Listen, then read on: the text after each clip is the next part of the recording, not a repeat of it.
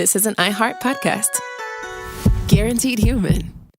With no fees or minimums on checking accounts, it's no wonder the Capital One bank guy is so passionate about banking with Capital One. If he were here, he wouldn't just tell you about no fees or minimums. He'd also talk about how most Capital One cafes are open 7 days a week to assist with your banking needs. Yep, even on weekends. It's pretty much all he talks about, in a good way. What's in your wallet? Terms apply. See CapitalOne.com/bank. Capital One, N.A., member FDIC. Hi, Kyle. Could you draw up a quick document with the basic business plan, just one page, as a Google Doc, and send me the link? Thanks. Hey, just finished drawing up that quick one-page business plan for you. Here's the link. But there was no link. There was no business plan. I hadn't programmed Kyle to be able to do that yet. I'm Evan Ratliff, here with a story of entrepreneurship in the AI age. Listen as I attempt to build a real startup run by fake people. Check out the second season of my podcast, Shell Game, on the iHeartRadio app or wherever you get your podcasts. Brought to you by the reinvented 2012 Camry. It's ready. Are you? Welcome to Stuff You Should Know from HowStuffWorks.com.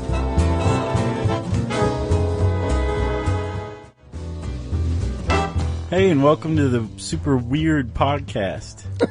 This is a weird podcast. Not necessarily for you guys, but it is for Chuck and I. Yes. I'm Josh Clark. That's Chuck Bryant. Let's get back to why this is a weird podcast. Yes, to explain, our studio is being renovated, drum roll, which is awesome. It's going to be super fancy, like a real studio. But right now, we are actually recording in some odd office that has windows. Yeah. This is really weird. This is the first time we've recorded a show outside the regular studio. And it might sound a little different. Jerry has explained that there's something called room tone, and it's different from room to room. Jerry just made that up, Chuck. Did she? Yeah. I bought it. Plus, it looks like the walls are closing in on us. Yeah, we're actually a lot closer than we usually are. We're a little cramped. This is just odd. So if we seem a little angrier than usual, it's because of this stupid room. Right. So I think we're going to call this, what did we determine? I voted for the Reconstruction tapes, or the Reconstruction era. And I made the joke saying that we should call it the eponymous era because that was a much better album. But that was just a greatest hits collection by R.E.M. No, it wasn't? Yeah, it was. Oh, well, that's why it was so good. All right. So, what's your witty intro? Or is this all just out the door? No, it's way out the door, buddy. Okay. You see it? Yes. Leaving? Mm-hmm. Chuck. Josh.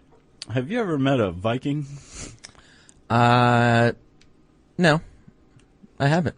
Well, you know the football team, right? Minnesota yeah. Sure. Vikings? Yeah. I've seen them. You can tell their helmet a mile away because they have those horns on the side. Yeah. Which are very Viking-esque, right? True. No. Not true. That is a myth. Yes, it is.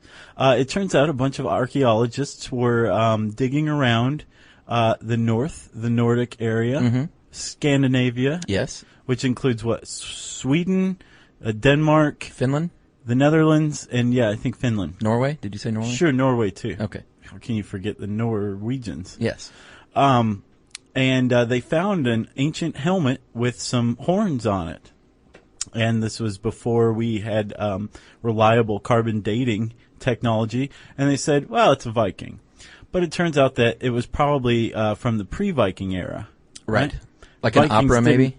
Well, that's when it was popularized in Right. the 18th and 19th centuries. Right. You know, the enormous woman would come out with her bosom.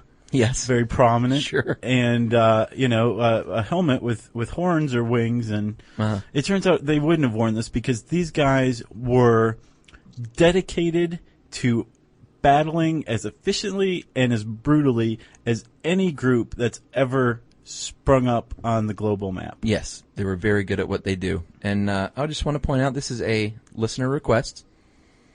A very recent one, actually, that piqued our interest. And this is from David D. from Waterloo. He said, can you do something on Vikings since you've covered Ninja and what else did we cover? Pirates. And he said, I hear Vikings used to have warriors called berserkers who would eat magic mushrooms before sending them into battle. And we're going to talk about that. So stay tuned. That's a teaser. So, Chuck, there does seem to be a lot of misconception around Vikings, but one of the things I took from this article by the Grabster, Ed Grabanowski. He writes good stuff. He does. Was that there's Also, a lot of accuracy in the history associated with Vikings. Yeah. Like, they were extremely brutal. Mm-hmm. They would indiscriminately kill men, women, children. Yeah. So let's peel this apart. Let's separate fact from fiction, as it were. Okay. All right? Yes. When were they around? Josh, the Vikings were prominent in Europe in the 9th through the 11th centuries, commonly known as the Age of the Viking. Right. And you tend to think of Vikings as Nordic. They were. Sure. They were from Scandinavia, which are the countries we listed off earlier. But these weren't communities of Vikings. Vikings were like a job. Yeah, it was a profession. Basically, you were a professional conqueror. Yeah, because Scandinavians were also farmers and did many other things, weavers, and they weren't just Vikings. It's not interchangeable. Viking and Scandinavian's not interchangeable. Weaving's never really been a lucrative job, you know? No, it's not. Not even back then. But yeah, so there was a group that were dedicated to moving out of the Northland downward into Europe. Yeah, because Scandinavia, well, it wasn't a very hospitable place. I imagine it still isn't. You know, lots of ice, lots of winter, snow. Not that much land, and the land that is available isn't all arable. Yeah. So they needed went out and got stuff. things. Yeah, they went and took it, you know, like Broadwater.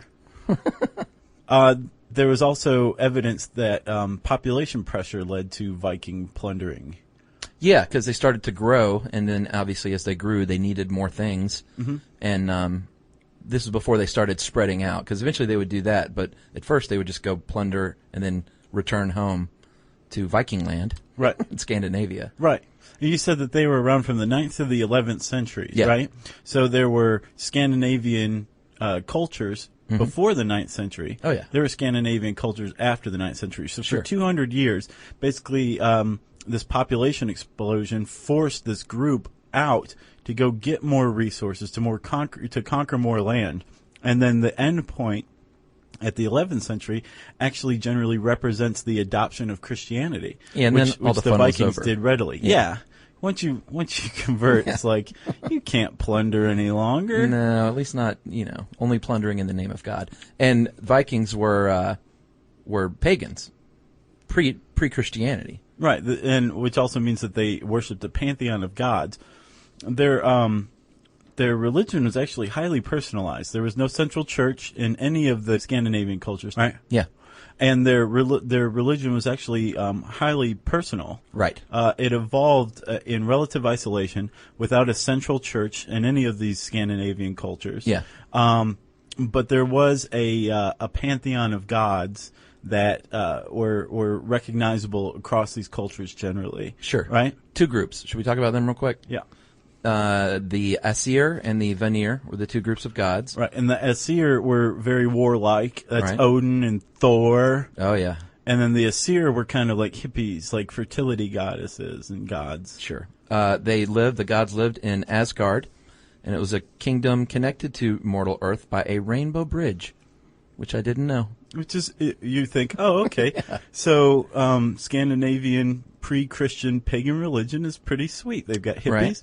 They have rainbow bridges, right? They had evil giants and dark elves. Yeah, here's where it gets dark. And dwarves.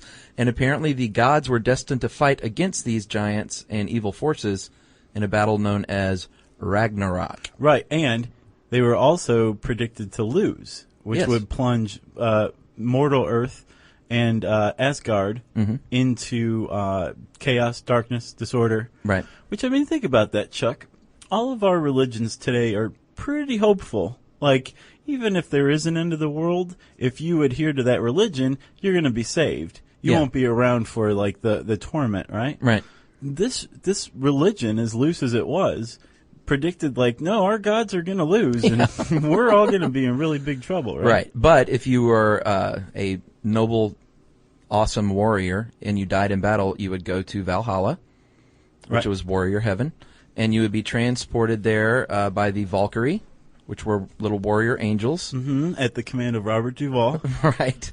And what happened was, in heaven, you would fight alongside Odin and feast and die in battle every day. Right. And you would get up alive the next day and do it all over again. Right. That was their idea of heaven. It was. It was pretty funny. Yeah. So that battle part is really significant because in Scandinavia, in many of the Scandinavian cultures, a young man proved himself by going a Viking.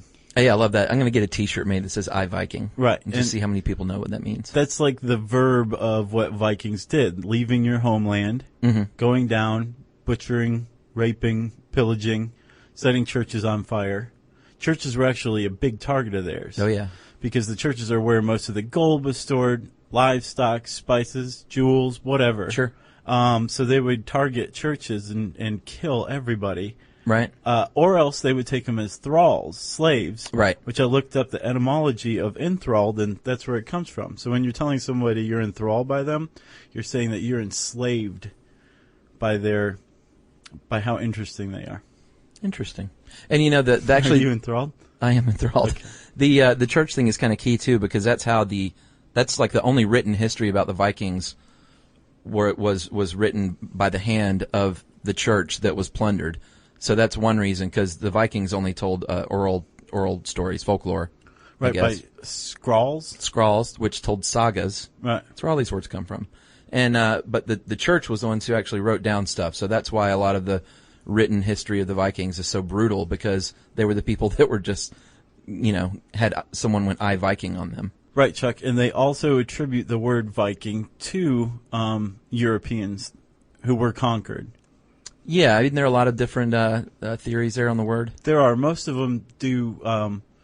Either the Norse adopted a word, right, that they were called by the Europeans, right, like an old English word, Vic, W-I-C, means port, like port of trade, which is where the Vikings like to attack. Sure. Another theory is that it came from the Norse word Vic. Right. Big difference. Right.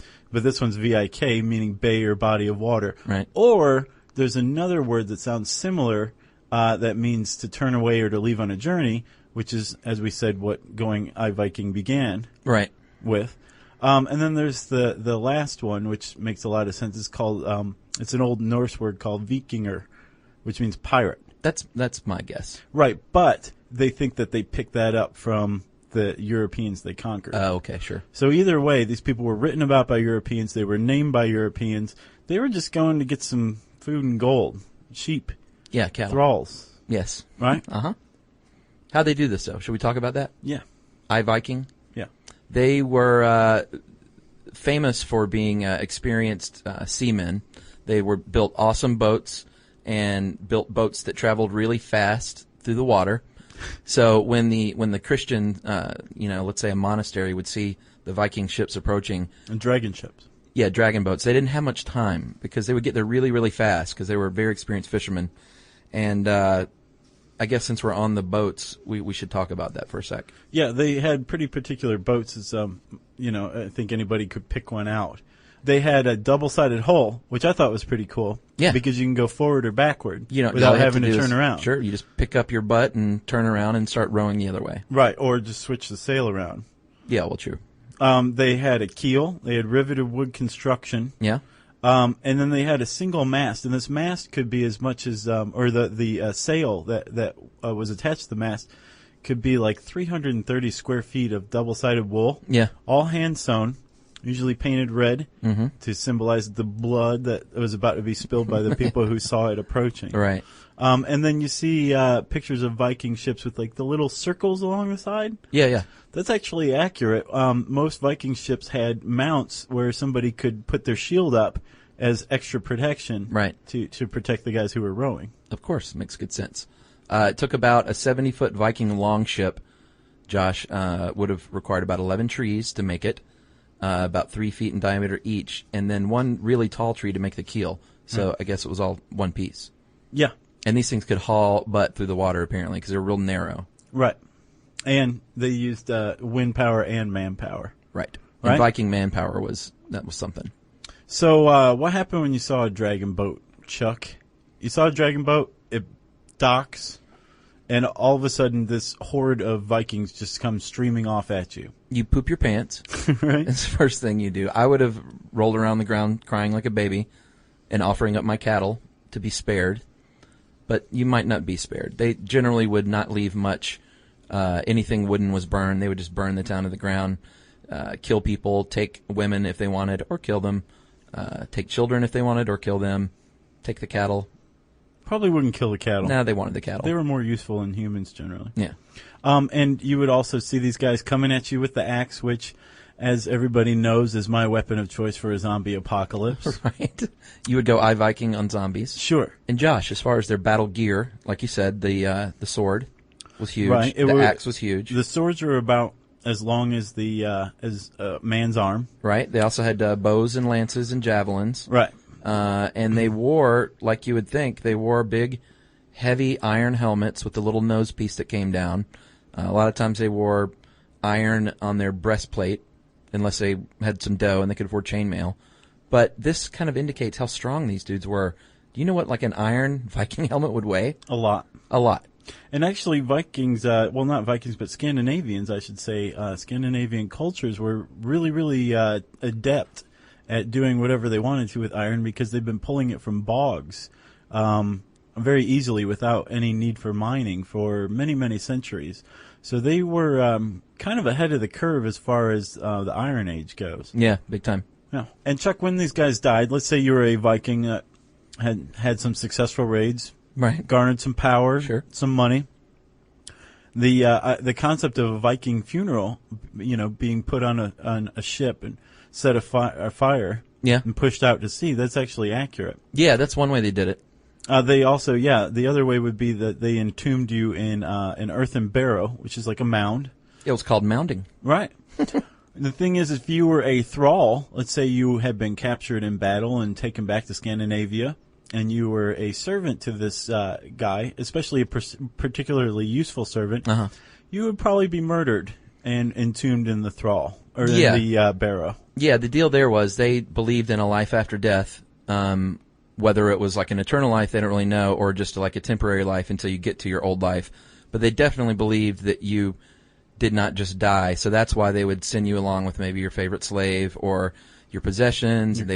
Your cat. They would bury you with your clothes on and maybe with your axe, and they would send you along with these things that they think you would need in the following life to go Viking.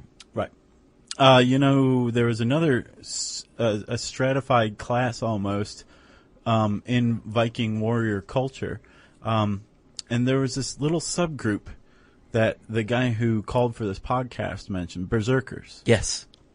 So these guys, right? You want to talk about berserkers? Yeah. If you've seen the movie Clerks, did you see Clerks?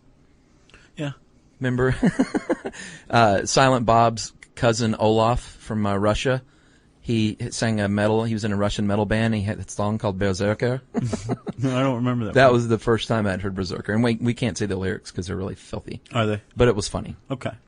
Well, what he was talking about were this group of warriors that were they think that they grew out of a bear cult. Like these people worship bears. They were nuts. During battle especially, they would go nuts. They would it was told in the sagas that they would they would either become a bear or a wolf or something like that. They would shapeshift, or else they would take on the qualities of a bear. Like they would go into battle naked or shirtless, or at the very least armorless. Yeah.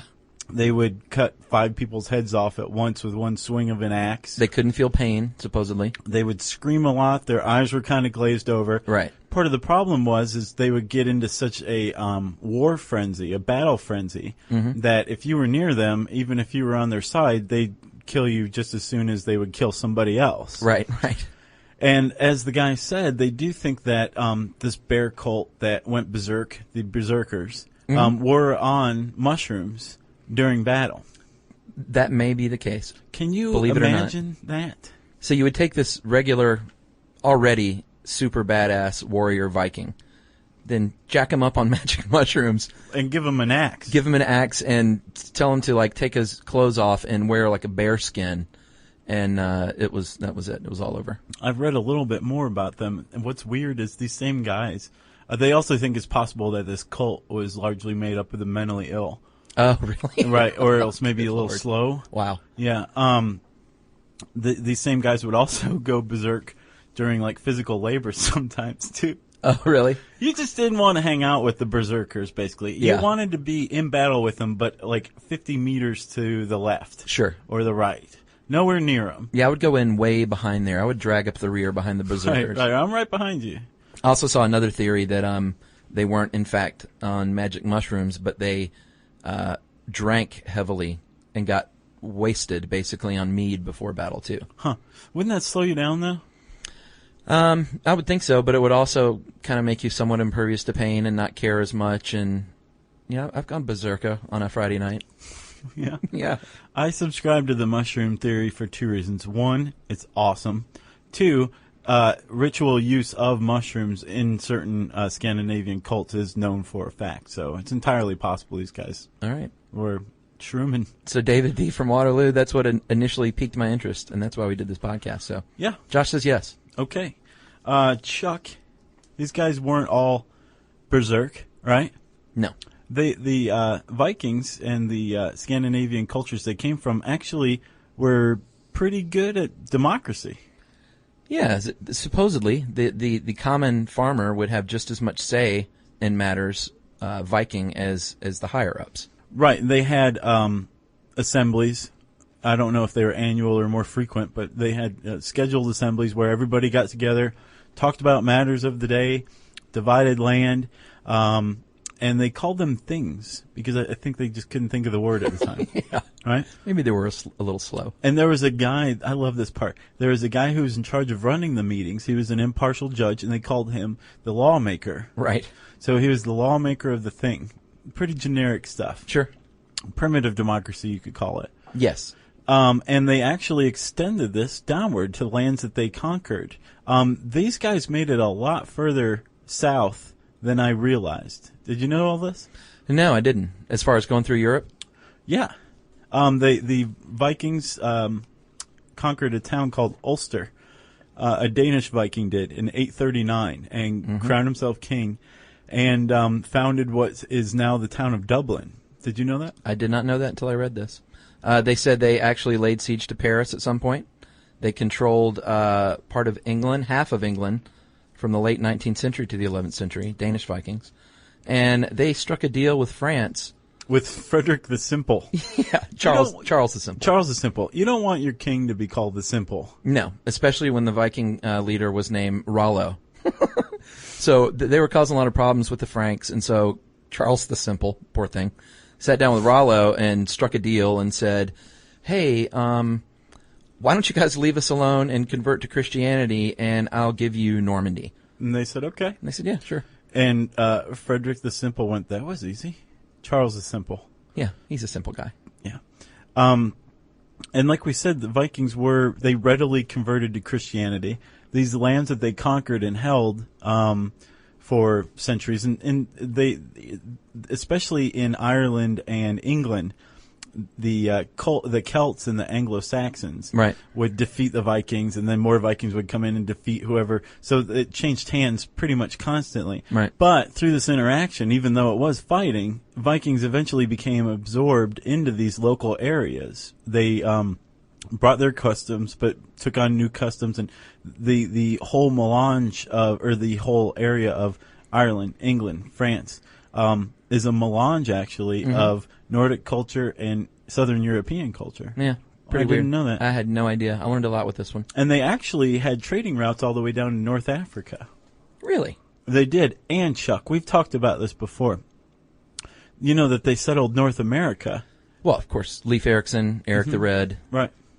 Eric the Red, he was exiled for murder. This Yeah. is another thing that they probably did at the things. They tried people. Eric the Red was accused of murder. He was convicted, so they exiled him. He took a bunch of guys with him and went from Iceland over to Greenland. Right. His son was born there, Leif Erikson, son of Eric, right? Yeah. And he said, I'm going to travel even further west. And he ended up in Newfoundland. Now, this was just part of the oral tradition until the 1960s when an archaeologist discovered the traces of this of Leif Erikson's Viking settlement in Newfoundland. He found a horned helmet. Right. He's like, oh, it's a Viking. Right, of course. Right. So, yeah, they were all over the place. Yes, and if they sound like all they did was rape and pillage and plunder, they did a lot of that, but not so much any more than anyone else at the time. That was just kind of the action of the time. But they were just so much better at it than anyone else. They got this rep. But they also, Josh, had entertainment. Did you know that? I did not. Chuck, lay it on me. They did. They socialized, and when they socialized, it was generally competitions because they were clearly big on competing, Right. whether it was cutting someone's head off. Improving themselves. Yeah. So they would compete in friendly games like running and wrestling and horseback riding. They had acrobats and entertainers, poem tellers and tall tale tellers, and they actually ice skated. What? They did. They made ice skates out of animal bones and played a game on the ice skates similar to hurling, which I looked at Hurling or curling? Hurling. Hurling is sort of like, the best I can say is, it looks sort of like a cross between rugby and field hockey. On ice. I think it was on ice because you had a stick and you hitting a ball toward a net. So maybe it was the first ice hockey. Or highlight. No, nothing to do with highlight. Oh, okay. Yeah, so they were into all sorts of games. They actually had a game called Kingy Bat, which was like ping pong, except they used shields. What? So they would use a shield to hit like a ball back and forth over, I don't know if it was a net or just back and forth on some surface. But they potentially invented ice hockey and ping pong. Wow. How about that? That is something. Speaking of Viking culture, Chuck, Vikings made it into our culture, popular culture. Big time. Quite a bit. Obviously, you got Thor, the Marvel superhero. Yeah. One of my favorites of all time. Soon to be a movie next year. Yeah. Plus, he already Kenneth made Branagh? at least one appearance in Adventures in Babysitting. Oh, I didn't see that movie. Yeah, he played the mechanic. Oh, really? Very interesting. Yeah, Kenneth Branagh's making that movie. Anthony Hopkins plays Odin, and some Australian guy plays Thor. Okay. He didn't look very Thor-y, though, when I looked at the pictures. No. Well, I'm sure they're going to deck him out and give him long blonde hair. Oh, actually, I meant to mention that. Apparently, some of them used to bleach their hair blonde because I guess it was more intimidating. Huh. So that is not a myth. So where else? Popular culture. Led Zeppelin? We can't not talk about Led Zeppelin. You go ahead. Well, anyone who's ever seen Song Remains the Same, obviously, or listened to some Zeppelin songs knows that they were big on, aside from Lord of the Rings, Valhalla, Valkyrie, that kind of thing. Hammer of the Gods. Hammer of the Gods was the name of their biography. Did you ever read that? No. Crazy. And the Immigrant Song is the most clear example. After the famous wail at the beginning, you'll hear lyrics like, "We come from the land of the ice and snow, from the midnight sun where the hot springs blow. Hammer of the gods will drive our ships to land, to fight the horde, sing and cry, Valhalla, I am coming." So, I always thought that song was about Appalachians. no, that is Vikings. Huh. Yeah, Robert Plant was big into that. And Spike TV, have you heard of the show Deadliest Warriors? I have, actually. It's pretty cool. They pit like warriors against each other. Right. And the Vikings actually, in their scenario, lost to the samurai. I could see that. Barely, though.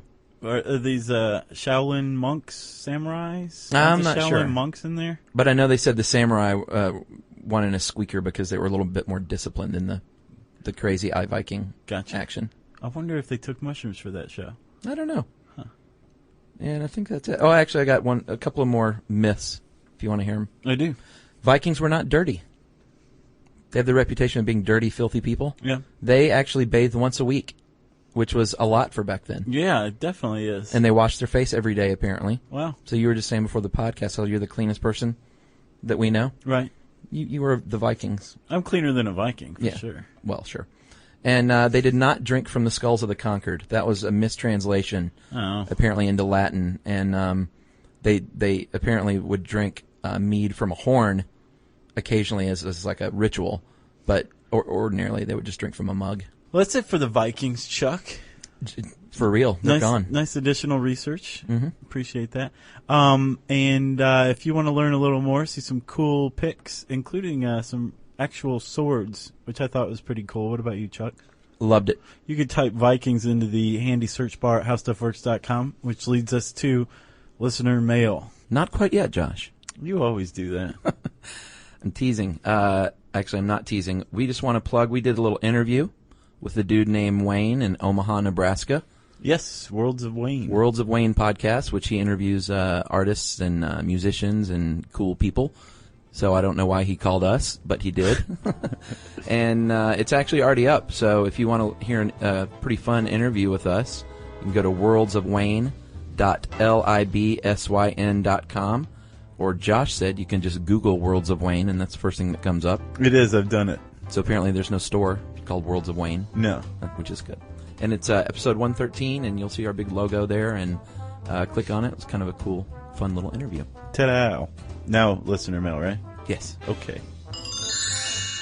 So Josh, I'm going to call this another list of firsts from Patrick. Okay. Is our super fan Patrick compiles these lists of firsts in our show, which I think are kind of cool. Oh, yeah. Because I wouldn't take the He's our time. stat guy. He is. So the first podcast, of course, was How Gasoline Works. And was that you and Paulette? Yeah. And is that accurate? I don't remember. Okay. That was like 200 episodes ago. I know. Well, we're close to that, actually. The first podcast with Candace Gibson was, now Candace Keener, was How Altruism Works. First podcast with me. Remember? I know that one. Does gum stay in your stomach? I thought it was orange juice toothpaste. Oh, was it? It was one of those two. Patrick, we might have to take issue with your stats, buddy.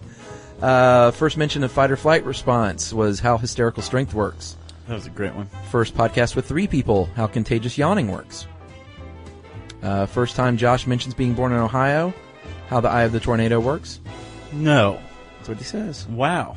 First bleeped out swear word, first of many, How Swearing Works, obviously. Awesome. First mention of Josh and Chuck's pets, Are Dogs a Shark's Favorite Meal? First podcast over 10 minutes, How Can a Cat Scuba Dive? Remember Scuba Cat? Sure. First over 20, Is Quitting Smoking Contagious? First over 30, How Lobotomies Work. Yeah, that's and a good one. recently, the first over 40, How Witchcraft Works. Yep. And then just a couple of more. First listener mail was issued in How Einstein's Brain Works. And the first podcast that Patrick listened to is The World Going to End in 2012? Awesome. I love the first. Those are some great stats. This is the first one in the new room. Yeah, make a note, Patrick. And then we'll have the first in the awesome studio. I don't like this room at all. Yeah. Like my neck feels weird. I'm on the opposite side. Everything's just wrong. I know. I'm very out of sorts. Well, if you have a story about going berserk, we would love to hear it. You can wrap it up in an email and send it to stuffpodcast@howstuffworks.com. For more on this and thousands of other topics, visit howstuffworks.com. Want more How Stuff Works? Check out our blogs on the howstuffworks.com homepage. Brought to you by the reinvented 2012 Camry. It's ready. Are you? At CVS, it matters that we're not just in your community, but that we're part of it. It matters that we're here for you when you need us, day or night. And we want everyone to feel welcomed and rewarded. It matters that CVS is here to fill your prescriptions and here to fill your craving for a tasty and, healthy snack. At CVS, we're proud to serve your community because we believe where you get your medicine matters. So visit us at cvs.com or just come by our store. We can't wait to meet you. Store hours vary by location. Hi, Kyle. Could you draw up a quick document with the basic business plan? Just one page as a Google Doc and send me the link? Thanks. Hey, just finished drawing up that quick one-page business plan for you. Here's the link. But there was no link. There was no business plan.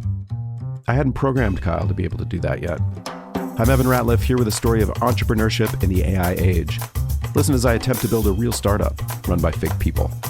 Check out the second season of my podcast, Shell Game, on the iHeartRadio app or wherever you get your podcasts. This is an iHeart podcast. Guaranteed human.